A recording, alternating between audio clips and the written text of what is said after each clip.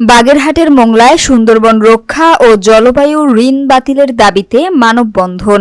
বিস্তারিত থাকছে বাগেরহাট থেকে AH নাটুর প্রতিবেদনে। আন্তর্জাতিক জলবায়ু কর্মদিবসে জলবায়ু ঋণ বাতিল করে ক্ষতিপূরণ দাও, নবায়নযোগ্য জ্বালানিতে বিনিয়োগ বাড়াও, এই দাবিতে শুক্রবার মোংলায় পশুর নদীর তীরে মানববন্ধন অনুষ্ঠিত হয়েছে। মানববন্ধনে জলবায়ু পরিবর্তনের ভয়াবহ প্রভাব থেকে কৃষি, পরিবেশ, স্বাস্থ্য ও সুন্দরবনকে রক্ষার আহ্বান জানান বক্তারা।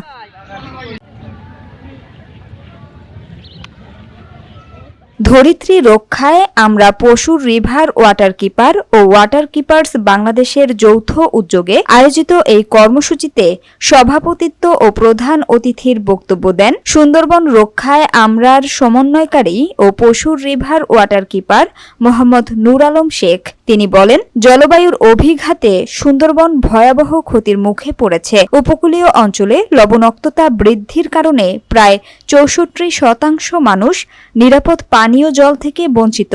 এর প্রভাবে নারীরা জরায়ু ক্যান্সার সহ নানা প্রজনন স্বাস্থ্য সমস্যায় ভুগছেন। এ সময় আরও বক্তব্য দেন বিভিন্ন পেশাজীবী ও সামাজিক সংগঠনের নেতারা।